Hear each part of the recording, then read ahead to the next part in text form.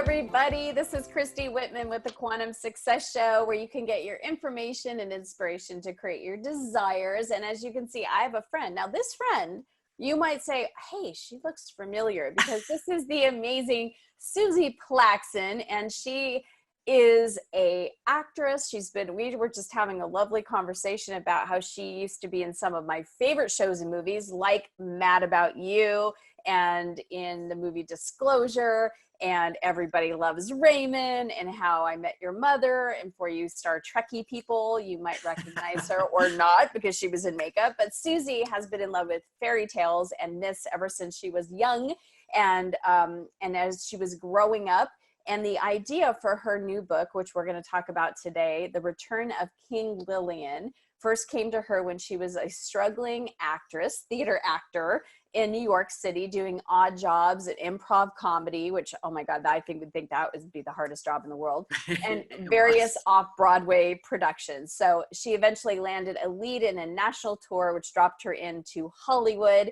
And since that time, she's appeared in many shows like the ones I've mentioned, including Love and War, Wag the Dog, Dinosaurs, and on and on. So she has done voiceovers, written short stories and poetry, written and recorded an alternative country album, created a allegorical solo show. There we go. A word I did not know. We'll have to talk about that. That's what friends are for. And produced sculptures large and small and otherwise unused ovens. So we have so much to talk about.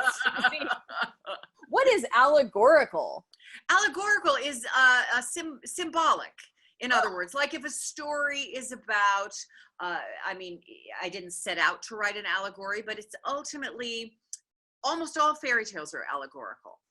Gotcha. If you're reading something like Candide, he's going through all sorts of adventures, but those adventures tend to have resonance that are deeper than just the adventures on the surface. So kind of archetypal kind of thing? There you go. Okay. Yep. Okay, got it. Yep. All right, so I'm so excited because as we were talking before, we were talking about how you were an actress in Mad About You, and in one of my favorite movies, Disclosure, with Demi Moore, who I absolutely love, and Michael Douglas? No. Michael Douglas. Yeah, Michael Douglas. Yes. And yeah, so I just did a blank on his name. But that's all right. The story of my life now, all the time. So you've had quite a career doing so many different things. And this show really is about working with universal laws, being able to apply universal principles to create, the success that people want in their lives, to be able to create a life that really works.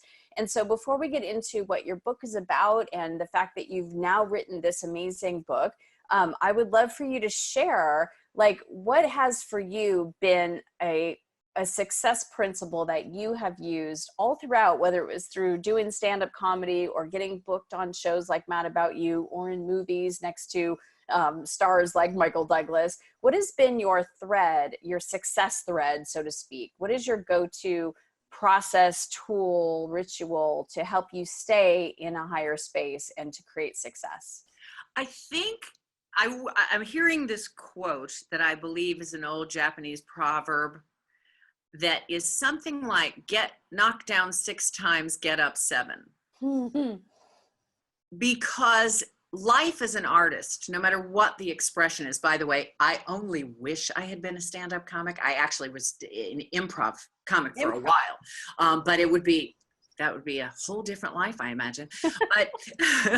But it just to keep on keeping on.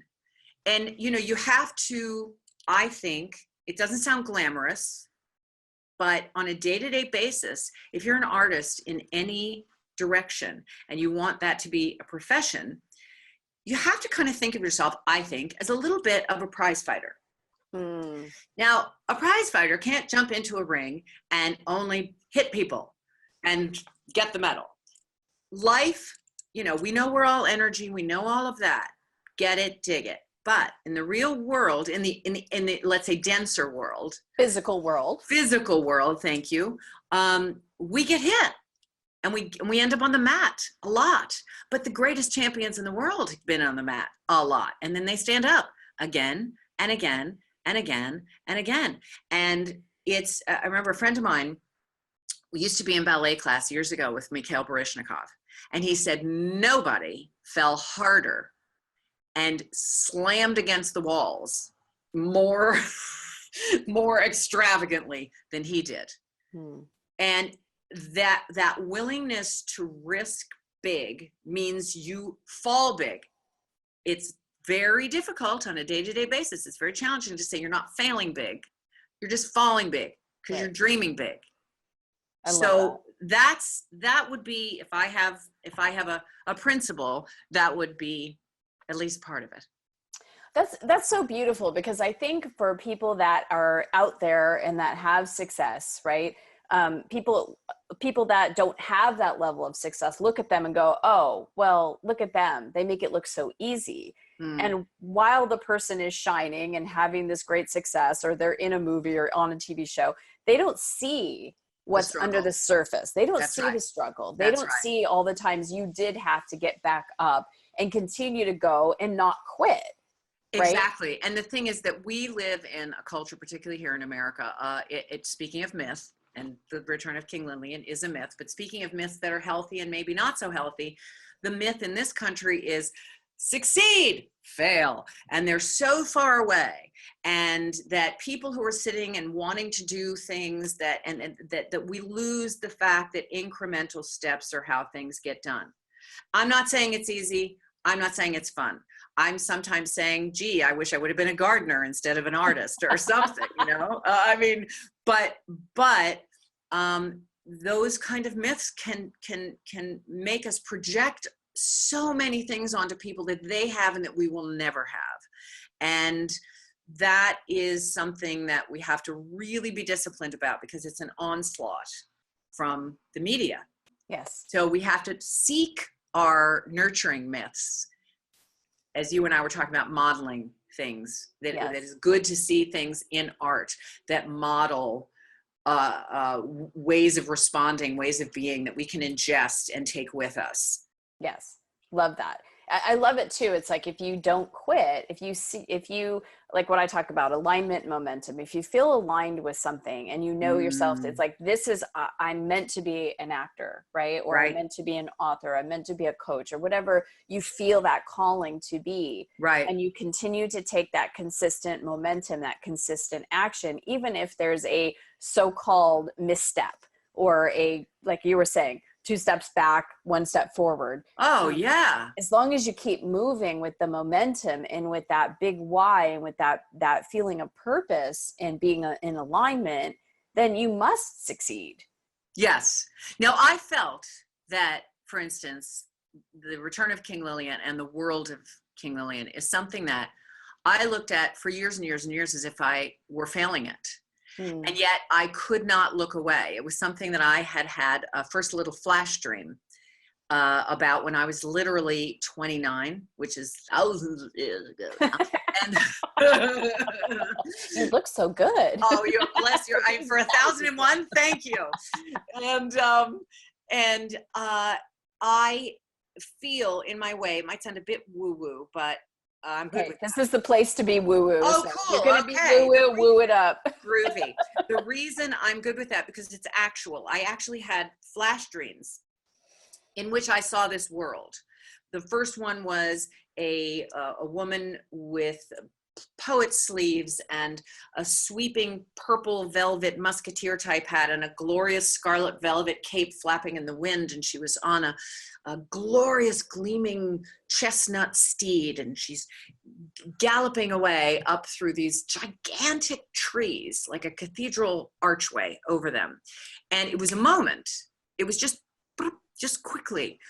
And I got that dream while I was in the midst of this very gray, difficult time in New York City, throwing myself up against 1001 brick walls and facing a brick wall, actually, in my apartment. I didn't know anything about feng shui at the time.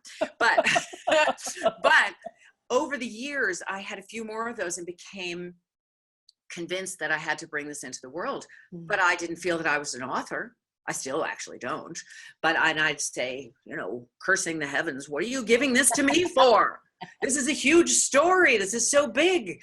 And, but I just tried and failed and tried and failed. And as I tried and failed and failed and tried and tried and failed over all of these years, I began to build this world of characters. I knew the story arc. I knew the way that Lillian spoke. All of these things began to, through all the failures, and I put quotes around that for those people who are just listening, through all the failures that I absolutely felt were failures, by the way.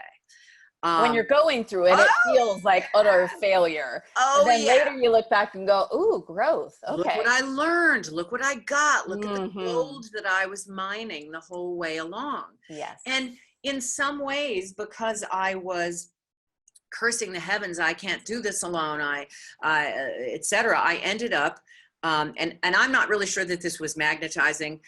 My friend Kristen, who is my collaborator on this, Kristen Overn, we've often said that we had lunch in between lifetimes and went, okay, you're going to meet me at such and such a place, and we're going to do this thing, which she has midwifed this with me. And she's a great collaborator, and she's a producer and directed the audiobook, et cetera. So the past few years, we've been, well, I would say, slaving away.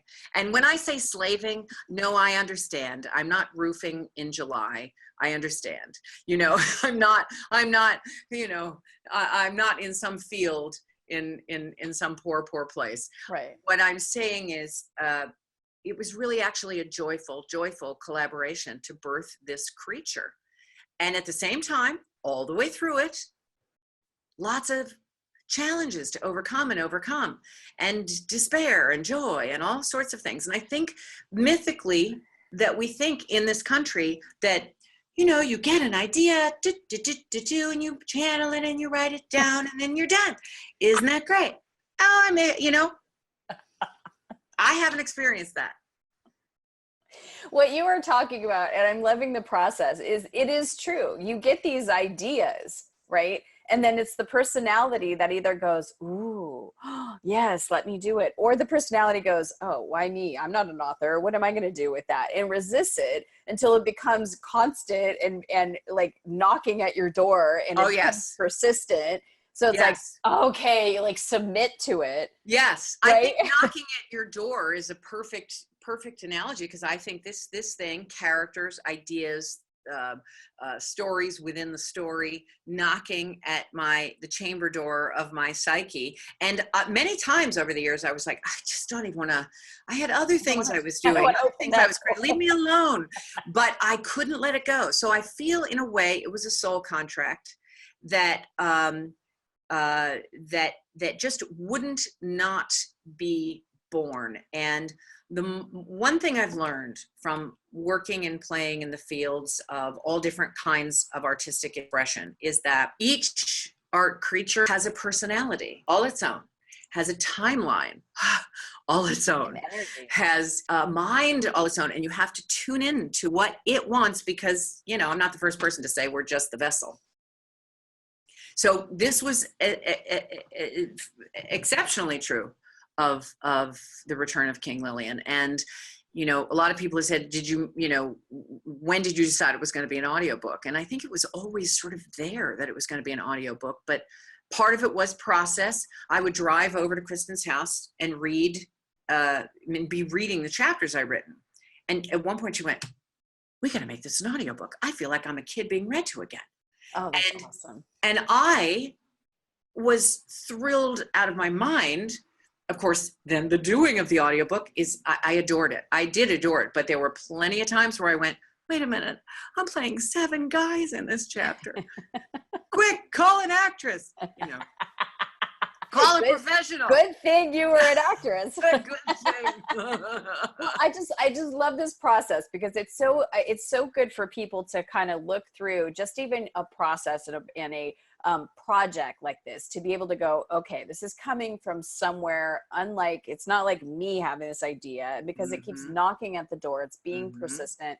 I am being, like you said, the vessel. And in being the vessel, I have to do my willing part. And, divine does not have legs. I am the legs of the divine. Nice phrase. I love that. Absolutely true. and you got to do the typing or the, you know, the recording of it or whatever needs to be done to make this thing that wants to be birthed, that's this divine gift, to come through you. But it takes both physical and metaphysical to both and to have it become something physical in the actual world. Oh yeah.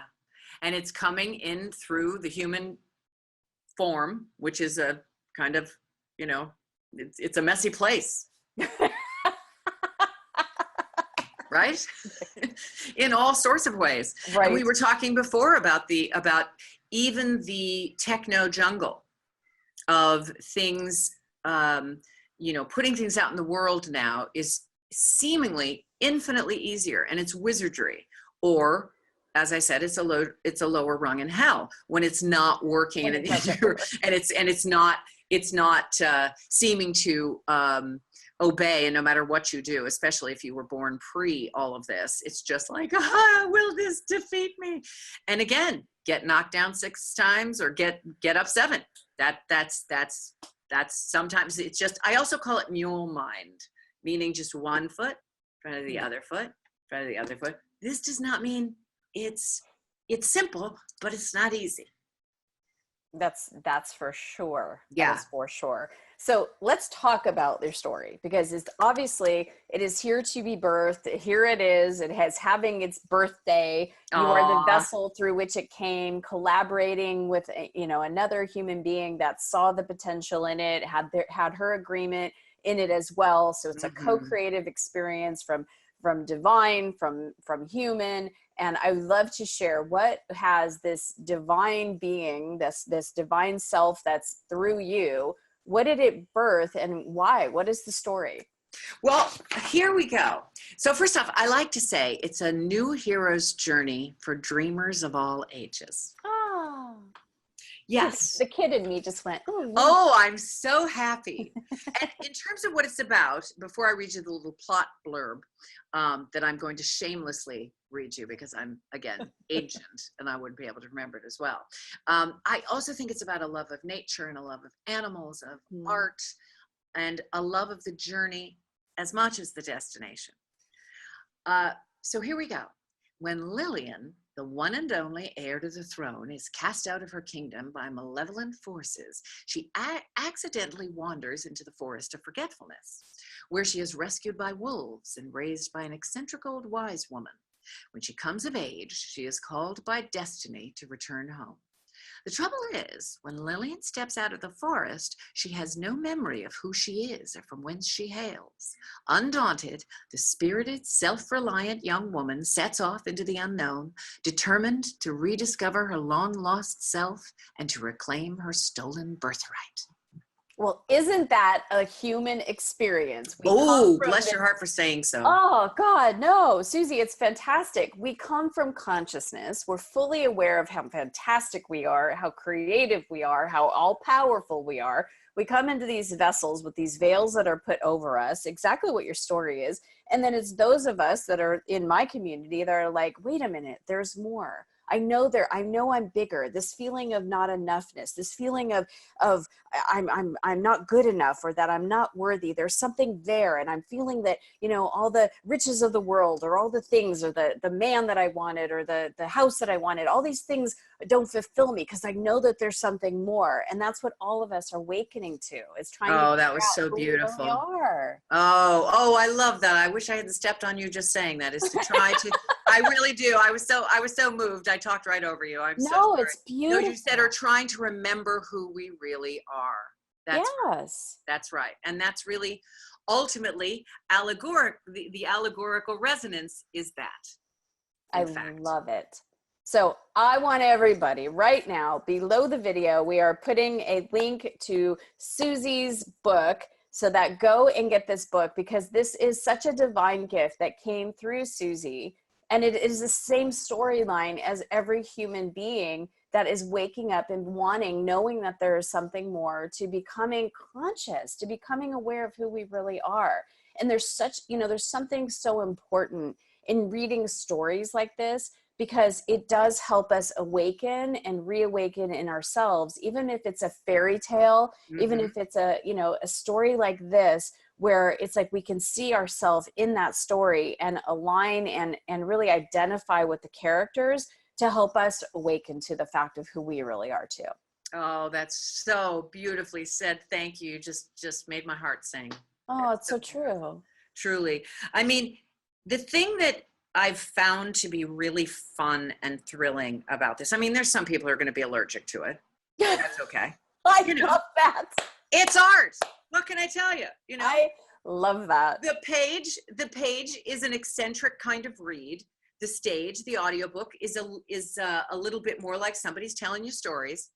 But what I love about it, what has thrilled me, is that it goes in the way, like the title, it goes beyond the binary. There are full-grown men who have taken this journey with this young woman, and they can see through her eyes. They can feel through her feelings. It's not only a woman's story, in the sense that all of the myths and fairy tales and things that I grew up with, or many of them, you know, the term they used to use, every man.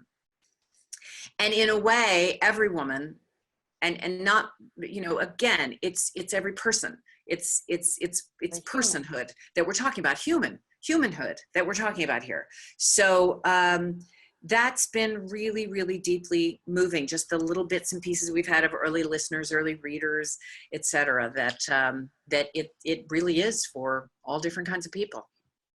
What you were saying about human, it reminds me of my 8-year-old the other night. He said, "Mom, I need some more mortal support." And I started laughing. I go, "You need mortal support?" He goes, "Yeah, I need mortal support." That is the coolest thing I've ever heard probably anybody say, let alone an 8-year-old. That's the cool. We all need mortal support. We do. For sure. Absolutely. I love it. I love it. I do too. So Suzie, I am grateful, because I'm so grateful to get to connect with you in this way, because not only but not only that you were in, we were talking about this earlier, we're in some of my favorite movies and things, but you were in Mad About You. That show for me was like we're talking about, is a fictional character, right? Sure. It was a fictional story. It wasn't based on a real man and woman, but that show gave me a vision, and it gave me a iconic view of what's possible. We were talking about the slide projector, or the, you know, looking through the viewfinder of what's possible. And when we can see what's possible by someone else having it, you know, that literally, that show and you being a part of it allowed me to create what I now have with my husband. Which means the world to hear. Means the world to hear. Yeah. So your work really is really important, and you continue to obviously hear that call and do your work. And it's so cool that you were guided to now become an author. So congratulations. Oh, you're very kind. I think of myself as someone who has written, not an author. I mean, it's so kind of you. I just go, who is that you're talking about? No authors in this room. I wonder. You know, but surely there's you. Yeah. That's you too. Yes, me too, I guess. I think it's a multimedia creature in some way. So, anyway, didn't mean to be resistant to that. It's just no. I just want to give you my gratitude for the art that you are bringing to the. That just about makes me cry, Christy. Thank you so much. I mean, truly, it's just it's so beautiful, so generous of you, and I sure hope you enjoy, and the people out there, if anybody wants to go to kinglillian.com, and they can get free audio chapters. The first free audio chapters of The Return of King Lillian, audio and print. I'm a terrible spokesperson sometimes.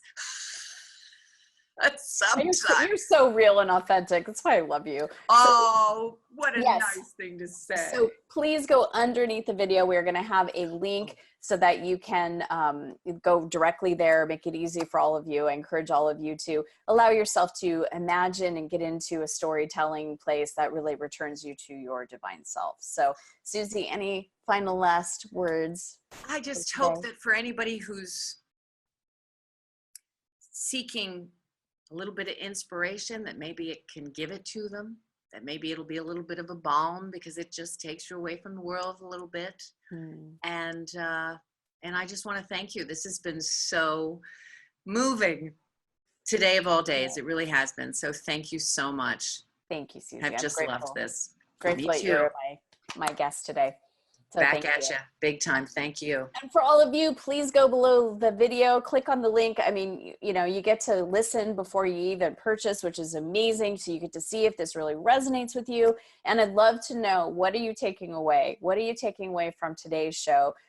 What just even in like pulling the curtain behind the scenes and the success that Suzie has had and the things that she said about getting back up after you fall down, after you perceive that you fall down. What are you taking away from that? Let's continue the conversation. Thank you so much for being part of my community. And I look forward to go and reading that book because today is its birthday. So yay! Thanks everyone. Bye. Thank you. Bye. Thank you for watching. Let me know what you thought. Leave me a comment below and be sure to share and tag your friends. And be sure to check out my other videos here and on this site.